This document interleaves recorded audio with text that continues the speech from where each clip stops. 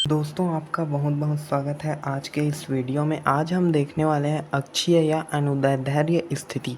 अक्षीय स्थिति को ही अनुदैर्ध्य स्थिति भी बोलते हैं। तो इस स्थिति में हम क्या देखेंगे, वैद्युत क्षेत्र की तीव्रता।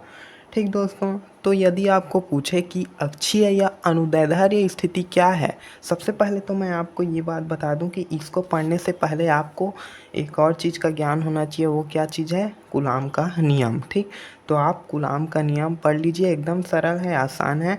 मेरे चैनल में आपको डिस्क्रिप्शन में हो सके तो लिंक दे दूँगा। ठीक, तो आप कूलाम का नियम ज़रूर पढ़ लीजिए। ठीक, तो यदि आपको पूछे कि अक्षीय या अनुदैर्ध्य स्थिति में मतलब ये स्थिति क्या है, ऐसा पूछा जाए तो आपको क्या बताना है? जब कोई बिंदु, क्या बोलना है? जब कोई बिंदु जिस पर वैद्युत क्षेत्र ज्ञात करना होता है, जब कोई बिंदु जिस पर वैद्युत क्षेत्र ज्ञात करना होता है वह कहाँ होता है? बढ़ाए गए द्विध्रुव अक्ष पर, बढ़ाए गए द्विध्रुव अक्ष पर होता है। समझ नहीं आया? डोंट वरी, आपको चित्र के माध्यम से समझाऊंगा मैं। ठीक, इस स्थिति में बिंदु को द्विध्रुव के सापेक्ष अक्षीय स्थिति कहते हैं। क्या बोल रहा है? जब कोई बिंदु जिस पर वैद्युत क्षेत्र ज्ञात करना होता है, ऐसा बिंदु जिस पर हमें क्या करना होता है? वैद्युत क्षेत्र ज्ञात करना होता है, वह कहाँ होता है? बढ़ाए गए द्विध्रुव अक्ष पर होता है। मतलब ये देखो, चित्र के माध्यम से मैं समझा रहा हूँ। ए और बी क्या है? एक द्विध्रुव। आप इतना सबको भूल जाओ, यहाँ पे ए और बी दिख रहा है आपको। ए पर क्या है? प्लस क्यू आवेश और बी पर माइनस क्यू आवेश। ये एक द्विध्रुव है। ठीक, विपरीत आवेश वाले जो क्या है, ये दो द्विध्रुव है।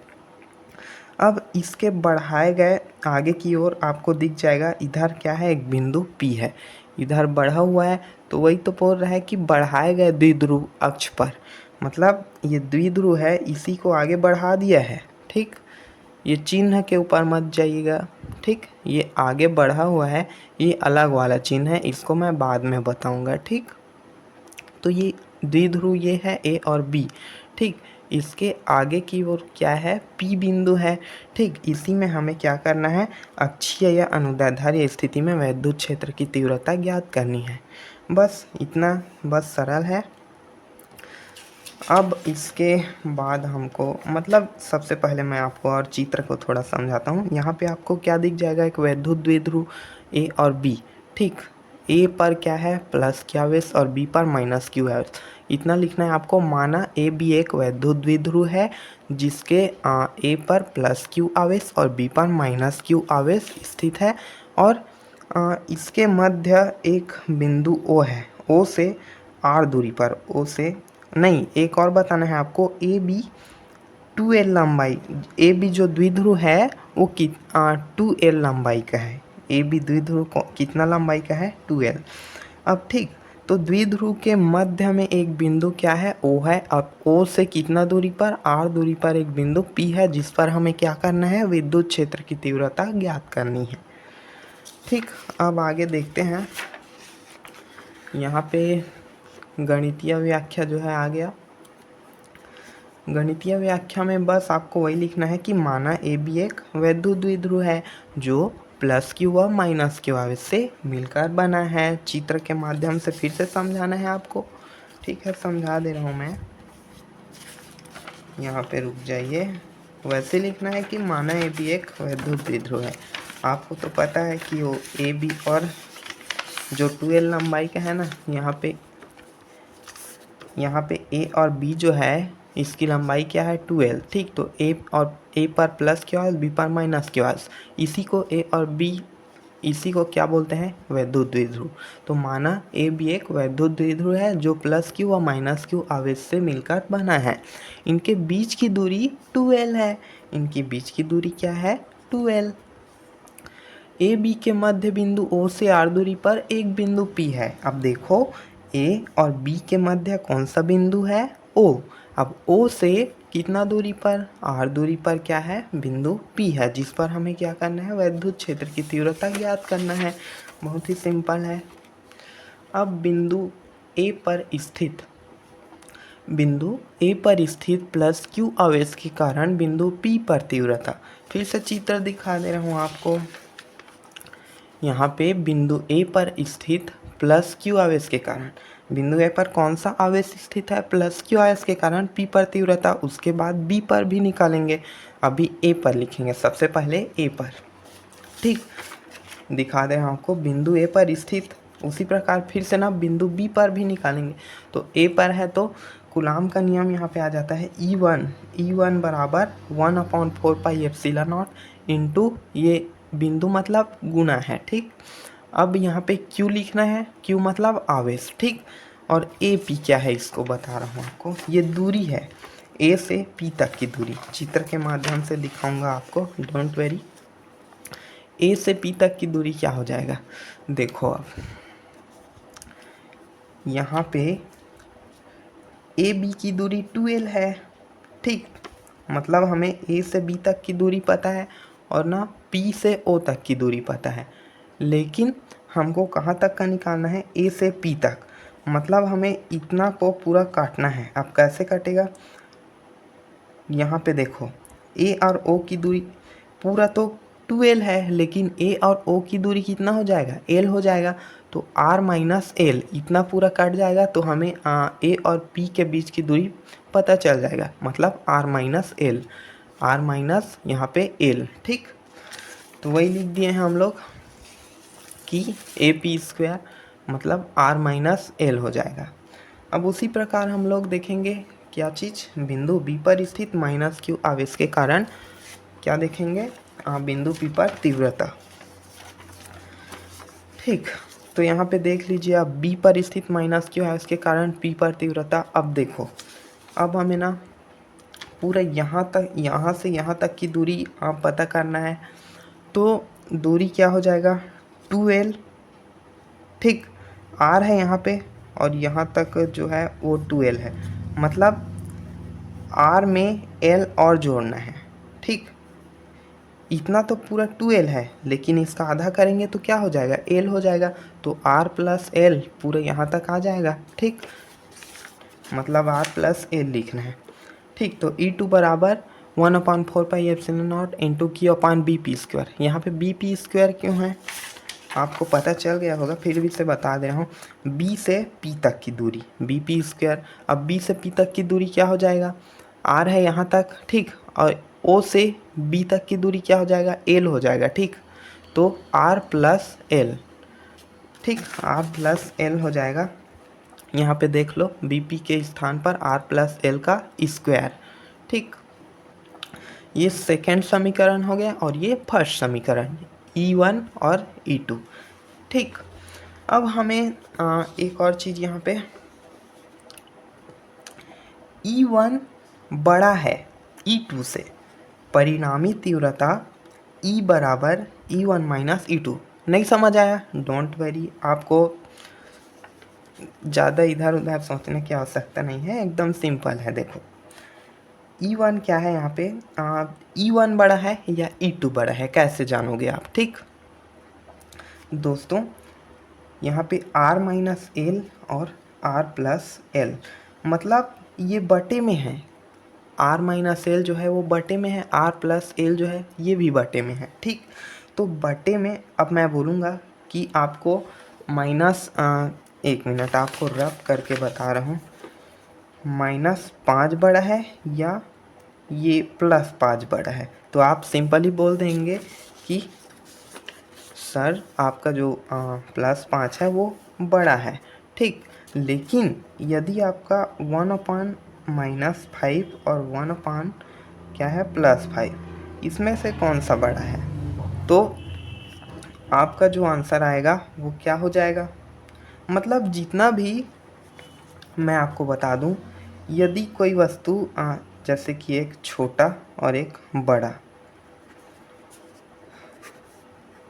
यदि वो बटे में है तो जो छोटा वस्तु जो है वो हमेशा बड़ा रहेगा। ठीक, अब जब हम लोग घटाएंगे कोई भी संख्या को, तो जैसे कि 5 माइनस 3, तो हम बड़े में छोटे को ही घटाते हैं। ठीक, मतलब हमारा जो बटे में यदि रहेगा तो छोटा को ही हम पूरा बड़ा मानेंगे, ठीक, मतलब आपको समझने में दिक्कत ना हो इसलिए मैं एक बार ऐसे बता रहा हूँ। ठीक, जैसे कि यहाँ पे 5 जो है आप बड़ा है बोल रहे हो, लेकिन आप बटा में है इसी कारण 3 को बड़ा मानते हैं। ठीक, मतलब 3 ये बड़ा 6 आप पढ़े होंगे पहले, फिर भी से मैं बता रहा हूँ। ठीक ठीक, तो अब समझ आ गया होगा कि ये माइनस में है, मतलब ये बड़ा है, तो E1 माइनस E2 हो जाएगा, E1 माइनस E2। तो E बराबर 1/4 पाई। ठीक, हमें क्या करना है, E1 माइनस E2 करना है। तो E क्या है, E बराबर यहाँ पे दिखा है E बराबर E1 माइनस E2। अब E1 क्या है यहाँ पे देख लीजिए, इतना को उठाएंगे और यहाँ पे लाएंगे, उसके बाद ये सूत्र में E1 आ गया यहाँ पे। अब माइनस है तो माइनस लगाएंगे, E2 क्या है, E2 यहाँ है, तो E2 में इतना को उठाएंगे, यहाँ लाएंगे। ठीक, अब हमारा काम जो है वो चालू होता है। तब E बराबर 1/4 पाई एप्सिलॉन नॉट है, ये एप्सिलॉन नॉट पढ़ते हैं इसको। ठीक, अब ये Q कहाँ से आ गया भैया।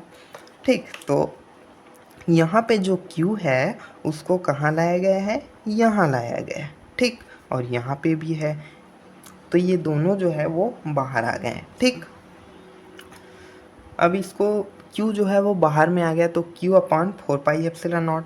अब यहाँ पे बटे में मतलब यहाँ पे 1 रहेगा। ठीक, तो 1/r माइनस क्या है, यहाँ पे कुछ मिस्टेक हो गया है, ये देखो ये L है, लेकिन यहाँ पे मैं थोड़ा गड़बड़ हो गया, ये L है, L है। ठीक दोस्तों, तो r माइनस L का स्क्वायर माइनस यहाँ पे 1/4 pi epsilon not into Q/r plus L का स्क्वायर। सिंपल है।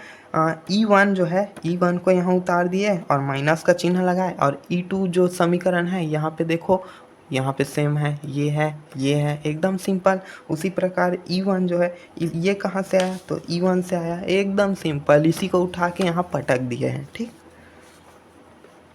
अब यहाँ पे क्या हुआ, जो Q है ये दोनों का Q बाहर आ गया भैया, और यहाँ पे 1/1 है, यहाँ पे 1 बच जाएगा, Q तो बाहर निकल गया। ठीक, तो यहाँ पे सेम का सेम आ गया, माइनस का माइनस, 1 बचा है, तो ये तो बाहर चला गया, तो यहाँ पे क्या बचा, r प्लस L का स्क्वायर, एकदम सिंपल। अब देखते हैं भैया आगे क्या हुआ। तो आगे देखो, E बराबर Q/4 पाई एप्सिलॉन नॉट, ये तो सेम का सेम है। अब यहाँ पे जो R प्लस L है वो इधर से गुना होगा और ये इधर से, मतलब तिर्यक गुना बोलते हैं आप जिसको। ठीक, तो R प्लस L का square minus R minus L का स्क्वायर बटे में क्या आ गया।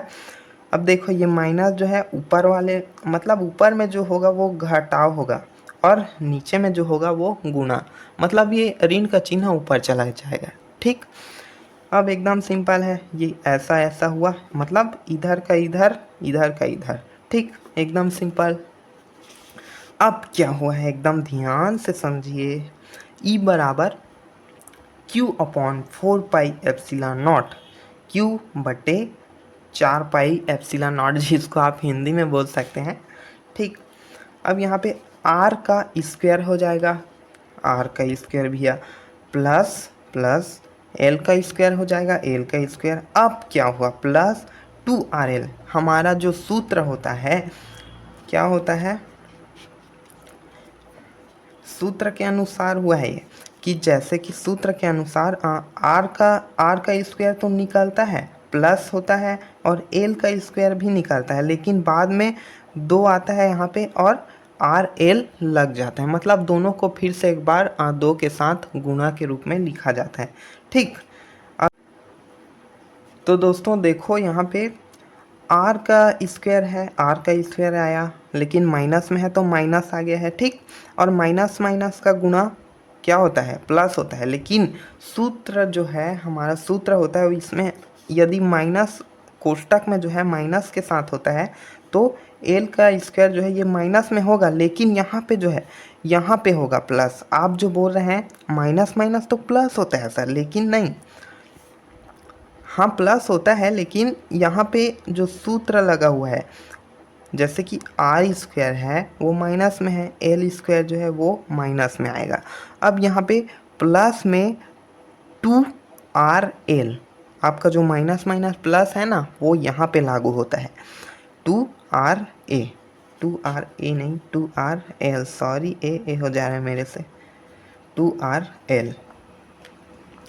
अब यहाँ पे E is equal to Q upon 4πε0, same का सेम आ गया। अब यहाँ पे क्या हुआ देख लीजिए, अच्छे से देखो, अच्छे से समझो। आर स्क्वायर और आर स्क्वायर ये माइनस में है, ये प्लस में है, क्या हो गया, ख़त्म हो गया। अब यहाँ पे एल स्क्वायर और एल स्क्वायर ये माइनस में है, ये प्लस में, क्या हो गया, ख़त्म हो गया। अब यहाँ पे प्लस में है, ये प्लस में है, ये क्या होगा, ख़त्म हो जाएगा, नहीं, ठीक। तो यहाँ पे 2RL और 2RL क्या हो जाएगा, 4RL, मतलब प्लस में 4RL हो गया, ठीक। अब बटे में क्या है भैया, R square minus L square, ठीक। अब इसका क्या है, पूरे का स्क्वायर है, तो यहाँ पे आ गया सेम का सेम, उतार दिया इसको। अब यहाँ पे और देखो, यदि एल छोटा है छोटा है छोटा है, मतलब एल बहुत छोटा है किससे, आर से, तब एल की उपेक्षा, उपेक्षा मतलब उपेक्षा मतलब उसको बाहर निकाल देना, लात मार के उसको क्या किया, बाहर निकाल दिया, किसको, एल को। एल की उपेक्षा की जा सकती है, एल को बाहर निकाला जा सकता है। चल भागो भैया एल, आप बाहर चला जाओ, मतलब आप बाहर चले जाओ। तो E is equal to Q upon 4πε0, समझ आ रहा है या नहीं, कमेंट में बताइए आप। तो ये सेम का सेम आ गया, 4RL सेम का सेम, और एल की उपेक्षा किए हैं हम लोग, मतलब एल को लात मार के बाहर निकाल दिए हैं। तो आर स्क्वायर का मतलब आर स्क्वायर तो है, लेकिन उसके जो कोष्टक के बाहर में है और स्क्वायर है, ठीक। इतना हम लोग कर दिए, इतना को बस हटाए हैं हम लोग, ठीक। एल स्क्वायर तो मार गोली, ठीक, इसको बाहर हटाओ। अब हमारे पास इतना बचा, उसको सीधा यहाँ रख दिए। अब क्या हुआ है, E इज इक्वल टू ई बराबर क्यू अपान 4πε0, सेम का सेम आ गया। अब यहाँ पे क्या हुआ, 4RL, यहाँ पे क्या था, 4RL, और यहाँ पे, तो यहाँ पे क्या हुआ है सर, आप तो R लिखे और उसको काट दिए हो, लेकिन नहीं, यहाँ पे जो है R, यहाँ पे R का जो यहाँ पे घात जो है वो 4 है, आपको दिख रहा होगा, और इधर जो है एक R है, मतलब एक एक को हम लोग क्या किए हैं, काट दिए। अब इधर कितना बचा, R का जो घात है वो 3 है ना, त्रिघात। अब यहाँ पे क्या बचा, तो R और L बस बचा, ये कुछ नहीं है, ये ख़त्म है, R और L बस बचा है। और इधर जो है वो Q तो था, इधर सेम का सेम है ना। अब 1/, अब इधर जो Q था उसको हम लोग सीधा यहाँ पे फेंक दिए, ये बोला मैं तेरे को नहीं रखूँगा, तू जा उधर भैया, ठीक। तो ये सीधा इसको Q को इधर भगा दिया, तो 2 × 2। अब देखो 4 को हम लोग 2 × 2 भी लिख सकते हैं ना, 2 × 2 बराबर 4 होता है, ठीक। तो 2 × 2, और क्या है, Q है और L है हमारे पास, ठीक। और बटे में R का त्रिघात या R का घात 3 है, ठीक।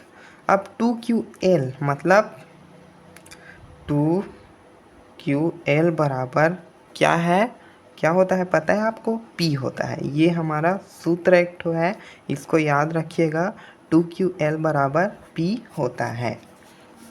तो इसका मान हम लोग रख दिए, 2QL का मान P रख दिए, और 2 का 2 आ गया, और R का घात 3, ठीक।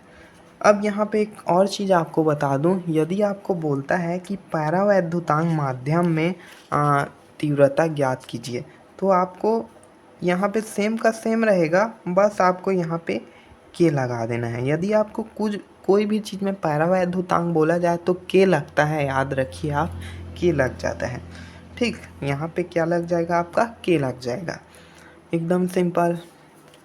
ठीक, यदि आप चैनल पर नए हो या सब्सक्राइब नहीं किए हो तो प्लीज़ मैं लास्ट में आखिरी में बोल रहा हूँ, सब्सक्राइब कर दीजिए। धन्यवाद।